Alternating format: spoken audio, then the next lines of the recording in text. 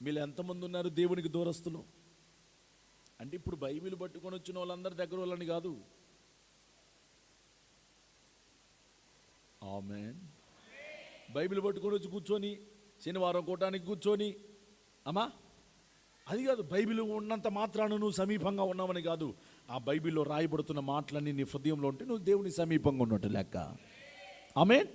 దైవజనుడు ఏం చెప్తున్నాడు? ఆ మాట నేను ఎట్లా స్వీకరిస్తున్నాను, ఆ మాట నేను ఎట్లా తీసుకుంటున్నాను, ఆ వాక్యానుసారంగా నేను ప్రవర్తిస్తున్నానా, ఆ వాక్యానుసారంగా నేను పరిగెత్తుతున్నానా, ఆ వాక్యానుసారంగా నేను ఆలోచన చేస్తున్నానా, ఆ వాక్యానుసారంగా నేను నిలబడుతున్నానా, ఆ వాక్యానుసారంగా నా జీవితాన్ని నేను కట్టుకుంటున్నానా లేదా అని చూసుకునేవాడు కరువులో నుంచి బయటపడతాడు.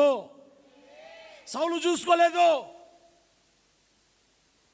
సౌలును బట్టి ఆ దేశానికి 3 సంవత్సరాలు విడవకుండా కరువు వచ్చిందంట. ఎన్ని సంవత్సరాలు?